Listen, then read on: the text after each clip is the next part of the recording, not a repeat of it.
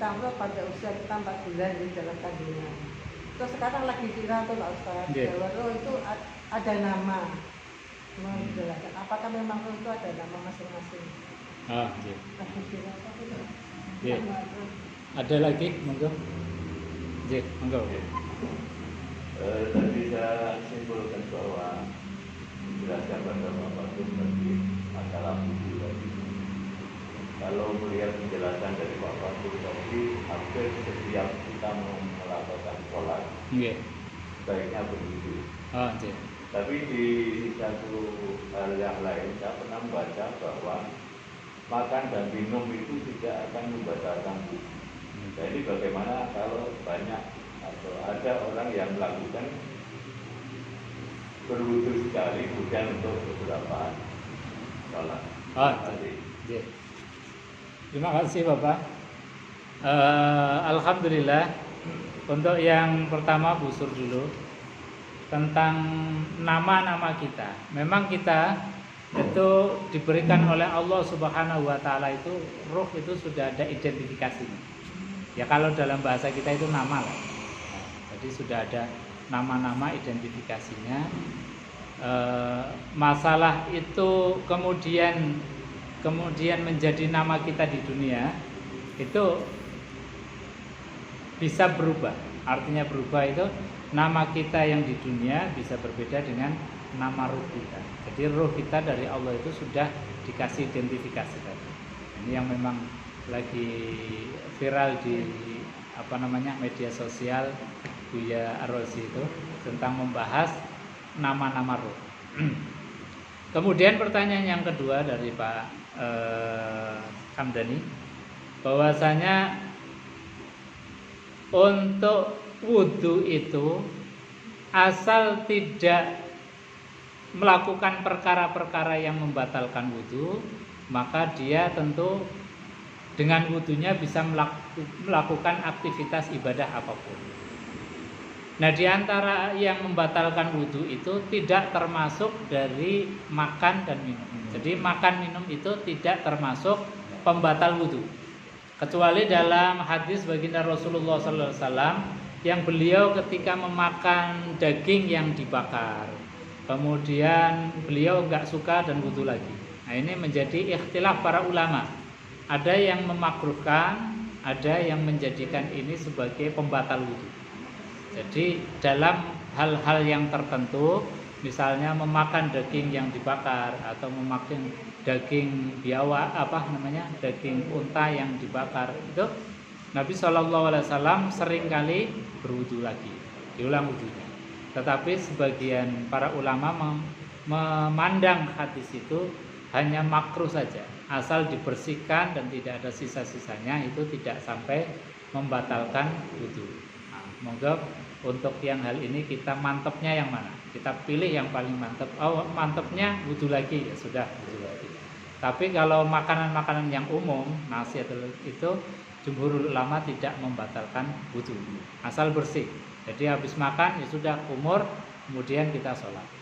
Nah, apakah satu kali wudu bisa digunakan untuk ibadah lebih dari sekali? Boleh menggunakan wudu itu untuk ibadah berulang kali. Misalnya kita habis sholat asar belum batal, ketemu maghrib belum batal wudu, boleh digunakan untuk ibadah sholat maghrib. Maghrib belum batal lagi, boleh digunakan untuk sholat isya. Asal bukan wudunya orang yang punya penyakit beser, penyakit beseran. Beseran itu ya habis wudu kemudian kok beseran kentut atau buang angin, atau beseran misalnya pipis, buang air. Itu biasanya kan orang sepuh biasanya begitu, beseran. Nah, orang yang punya penyakit beseran tidak boleh wudu sebelum masuk sholat. Jadi syaratnya wudunya orang yang punya penyakit beser, wudunya itu harus sudah masuk sholat. Kemudian bergegas melakukan ibadah. Meskipun dalam tengah-tengah ibadah kita mungkin keluar anginnya, keluar airnya, nggak apa-apa. Itu termasuk dari sesuatu yang mendapatkan keringanan dari Allah Subhanahu wa taala. Karena sudah nggak bisa ditahan lagi. Namanya aja penyakit beseran. Jadi syaratnya wudunya itu harus sudah masuk waktu sholat dan harus bergegas, nggak boleh ditunda-tunda lagi. Itu, ya. Dan tidak boleh digunakan untuk wudu sholat berikutnya. Jadi sholat berikutnya harus wudu lagi, cepat ibadah lagi. Jadi kita jangan beranggapan, wah saya kan beseran, nggak sholat sekalian. Nah ini malah salah. Ini yang salah, justru kadang persepsi di masyarakat gara-gara itu beseran lalu nggak sholat. Atau ketika sakit pakaiannya itu kotor, badannya kotor, berbaring di tempat tidur, nggak ada yang membersihkan, nggak ada yang membantu mewudukan. Kemudian dia alasannya pakaian kotor, badannya kotor, lalu nggak sholat. Ini persepsi yang salah besar. Yang benar gimana? Yang benar sholat dalam keadaan apa adanya. Itu namanya qasrus sholat, mengkosor sholat. Kita kan pemahaman kita mengkosor sholat gimana Pak? Yang 4 jadi 2. Padahal mengkosor sholat bukan hanya itu. Dalam kitab-kitab fikih itu qasrus sholat itu bisa memotong atau mengurangi jumlah rakaat sholat. Yang 4 rakaat jadi 2 rakaat. Atau memotong dari syarat-syarat sholat. Misalnya syarat sholat itu harus bersih, maka bisa dipotong dalam keadaan tertentu. Dipotong nggak usah bersih, sholat dalam keadaan apa adanya, namanya sholat li hurmatil waqti. Jadi karena waktu sudah masuk, kita ya karena sudah berkewajiban sholat, ya sholat dengan keadaan apa adanya, meskipun berbaring di tempat tidur, apakah itu di rumah, apakah di rumah sakit. Kadang-kadang kita sering nengok mengunjungi orang, besuk orang yang sakit, ditanya sudah sholat belum, ini pakaiannya kotor, badannya kotor, nggak ada yang gantiin. Ya sholat dengan apa adanya, sholat li hurmatil waqti. Nanti kalau sudah diberikan kesembuhan oleh Allah Subhanahu wa taala, boleh mengqadha. Para ulama di sini ikhtilaf beda.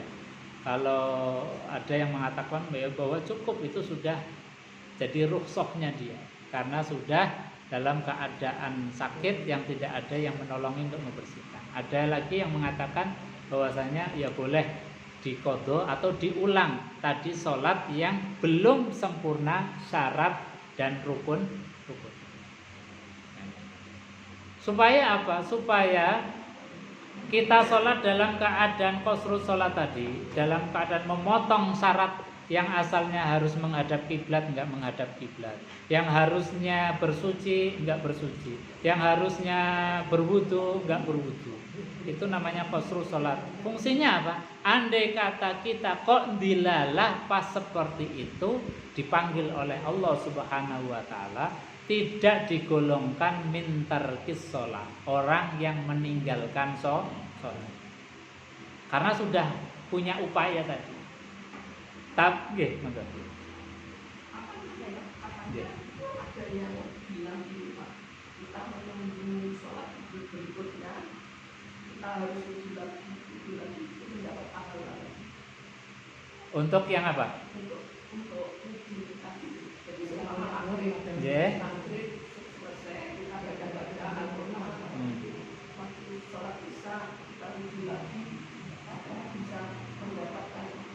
Oh, dalam keadaan normal. Iya. Oh, kalau kita dalam keadaan normal mau berwudu berulang kali nggak apa-apa, nggak masalah.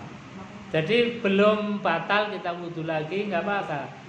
Yang tadi ditanyakan itu, andai kata dalam keadaan normal kok mau nyambung wudunya, boleh asal tidak batal. Tapi kalau mau wudu lagi, maghrib ambil wudu, nanti isya ambil wudu, boleh, lebih baik. Ya boleh, nggak apa-apa, nggak masalah, karena itu bukan pembatal. Jadi malah lebih baik, karena tadi di antara hadis-hadis tentang wudu itu baginda Rasulullah SAW, a'dha'ul wudu, semua anggota-anggota wudu itu akan menjadi atau mengeluarkan cahaya. Maka ya tadi biasakan wudu, belum batal wudu lagi. Bagus. Nah, bagus. Nah, oke, monggo Bu.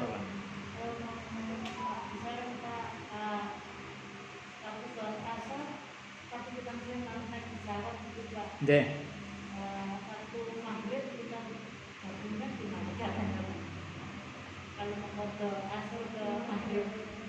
Asar misalnya naik pesawat pas waktu asar belum sholat. Nggih, terus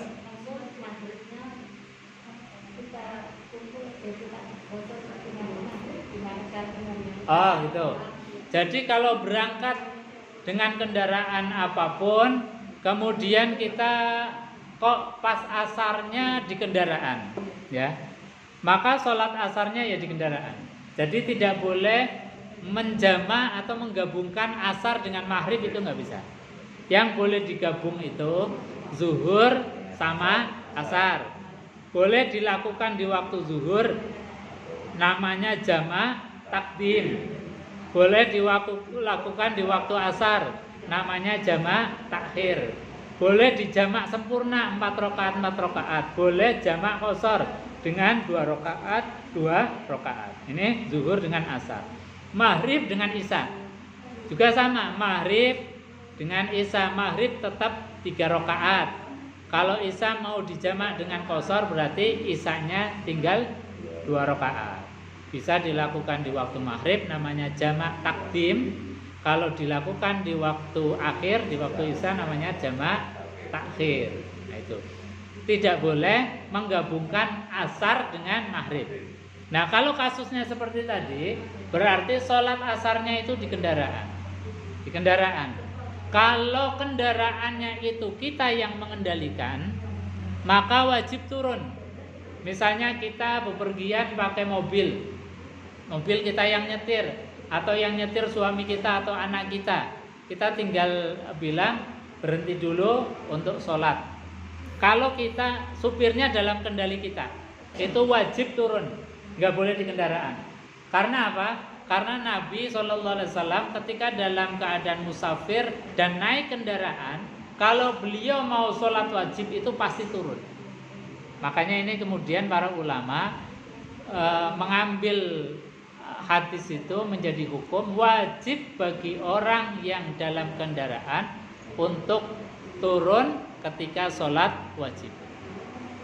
Kecuali kita sholat sunnah. Kalau sholat sunnah itu boleh dalam kendaraan. Tapi kalau kendaraannya di luar kendali kita, misalnya kita naik kendaraan umum atau pesawat yang banyak orang, nah ini kemudian para ulama mengambil itu bagian daripada yang dirukhsahkan atau diberikan keringanan. Maka kita sholatnya tadi, misalnya pakai kereta, ya sudah sholat kita di kereta. Loh, Ustaz, saya kan mau ke Surabaya, nggak bisa menghadap kiblat. Kata Allah Subhanahu Wa Taala bahwasanya kemanapun kamu menghadap itulah wajah Allah di sana. Nah, dalam keadaan seperti itu sudah sah. Jadi Bapak Ibu misalnya kita mau ke Surabaya nih, mau sholat, loh sholat kok madep ngetan ya. Ya sudah sah, pokoknya tadi. Jadi qasrus sholat itu yang syarat bisa dipotong, yang rukun pun bisa dipotong. Jadi syaratnya harus menghadap ke kiblat, dipotong. Jadi tidak usah menghadap ke kiblat. Karena tadi kereta tidak dalam kendali kita, kendaraan tidak dalam kendali kita. Jadi boleh sholat asarnya berarti di kendaraan. Ustaz, saya nggak bisa wudu, ya pakai tayamum. Tayamum, ambil debu di depan kita, tayamum, tempelkan tangan, telapak tangan, kemudian digibas-gibaskan, kemudian diusapkan. Kalau Imam Syafi'i tetap sampai siku, ya, sampai siku. Tapi kalau Imam Ahmad itu cukup telapak tangan, karena yang namanya tangan itu seperti kemarin kita bahas di Al-Azhar, tangan itu macam-macam. Dari bahasa Arab, al-yad itu maknanya bisa al-kaf, bisa epek-epek, telapak tangan. Bisa ma'al mirfaq sampai siku. Ini juga al-yad. Bisa sampai tangan lengan atas. Makanya Imam Malik itu saran di dalam wudunya itu sampai lengan atas. Karena apa? Yang namanya yad itu ya sampai atas. Makanya di sini letak perbedaan cara pandang para ulama di dalam memahami teks-teks hadis. Saya kira itu. J. Oh, J. Oh, enggak. Saya pernah mendengarkan tausiah mengenai anak yang dalam kandungan. J. Di kuburan itu seyogianya walaupun belum ditutupkan roh, beri nama. Ini karena Rasulullah besok di yaumil kiamah itu membanggakan umatnya yang jumlahnya banyak. Tapi jangan kuantitas saja, kalau bisa ya kualitasnya, mutunya, iman takwanya harus meningkat. Sehingga itu nanti dihitung, perkara itu nanti apa ibunya dari akhirat itu diberikan. Kalau orang salah, lalu akhirnya Kanjeng Nabi itu bangga kalau umatnya itu banyak. Dan nanti dipamerkan kepada nabi-nabi terdahulu. Begitu. Jadi boleh bikin nama.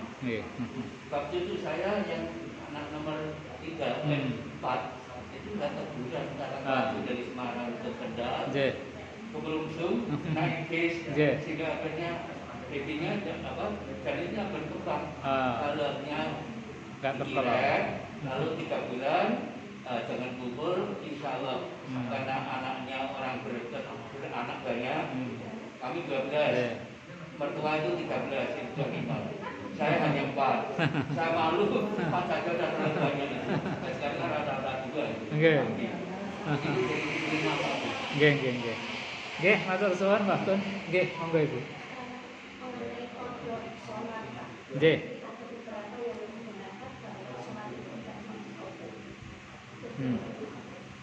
Nggih.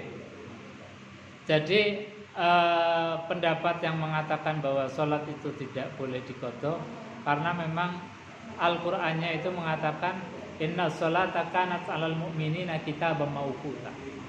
Sesungguhnya sholat bagi orang-orang yang beriman itu kewajiban yang waktunya sudah tertentu. Waktunya sudah jelas. Maghrib ya dari mulai tenggelamnya matahari sampai dengan muncul mega merah. Itu kan tertentu. Nanti sambung mega merah sampai dengan fajar sidik. Jadi itu dasar dan dalilnya ayat Quran karena memang sholat itu waktunya sudah tertentu. Sehingga kalau sudah kelewat waktu, kira-kira kalau kelewat ya sudah ketinggalan gitu loh. Jadi kita misalnya beli tiket berangkat jam 2, kita sampai Poncol jam 3, ketinggalan betul? Ketinggalan. Nah karena ketinggalan terus ada ulama yang mengatakan bahwa tidak boleh diqadha karena udah kelewat jatahnya. Tetapi Nabi SAW sendiri pernah melakukan perilaku qadha. Jadi Nabi pernah dalam setelah peperangan besar itu pesan sama sahabat Bilal, kamu sekarang tidur dulu, biar saya yang terjaga. Karena ini kalau tidur semua nanti bablas. Terus Bilal mengatakan, boten jenengan mawon wahai Rasul ingkang sare.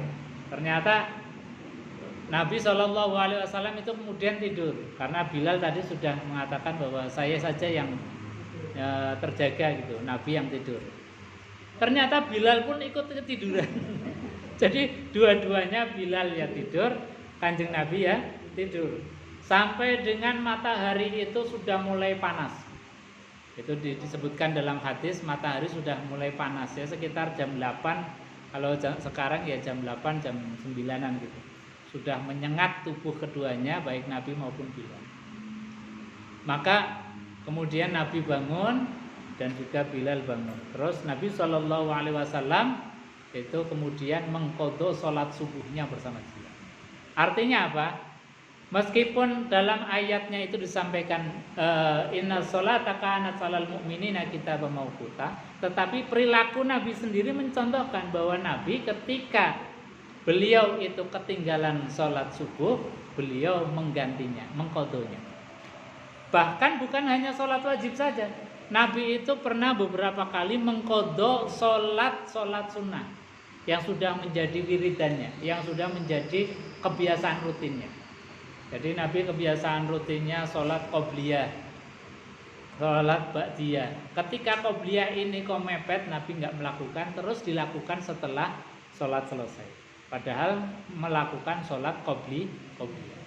Makanya para ulama kemudian tetap mensyariatkannya ada yang namanya qadha. Karena apa? Nabi sendiri mencontohkan. Saya kira itu. J.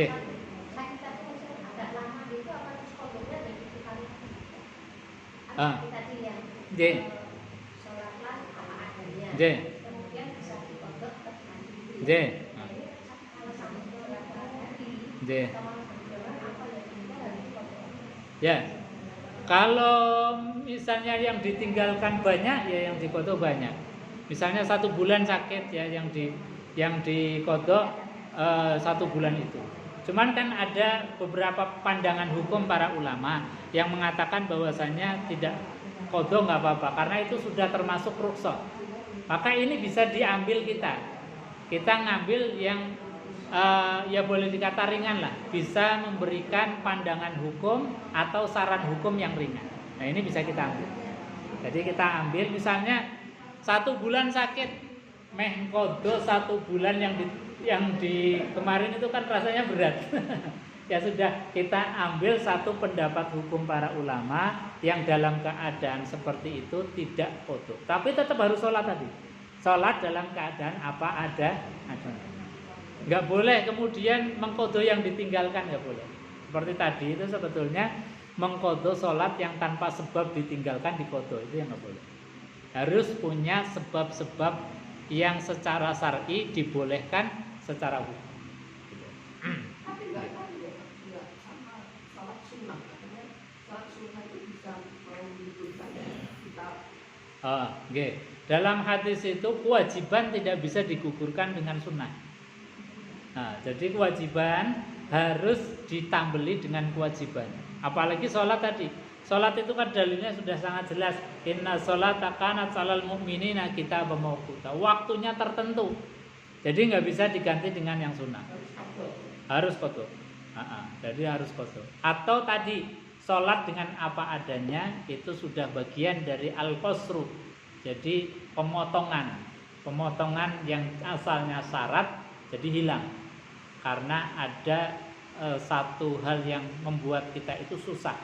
Seperti orang sakit mau bersih-bersih pakaian, bersih badan kan susah. Ya sudah dalam keadaan itu. Dalam keadaan apa adanya. Gitu. Mungkin bisa lebih detail untuk tulisannya kita bisa lihat. Yang kecil-kecil kitabnya misalnya kitab Safinah atau sarahnya Safinah bisa dilihat. Di situ ada. Atau yang kitab-kitab agak besar. Nggih, enggak. Saya pernah Umar bersama Ustaz Kahya. Nggih. Beliau mengatakan karena beliau mengikuti mazhab Imam Syafi'i. Nggih. Jadi beliau sendiri jujur. Saya pernah nakal. 3 tahun ibadah saya tidak baik. Lalu akhirnya beliau mengqadha. Mengqadhanya itu bisa zuhur dengan zuhur, asar, atau juga bisa digabung. Jadi 5 waktu itu malam yang sunyi, yang sepi, hening itu Ustaz Yahya mengikuti mazhab Imam Syafi'i.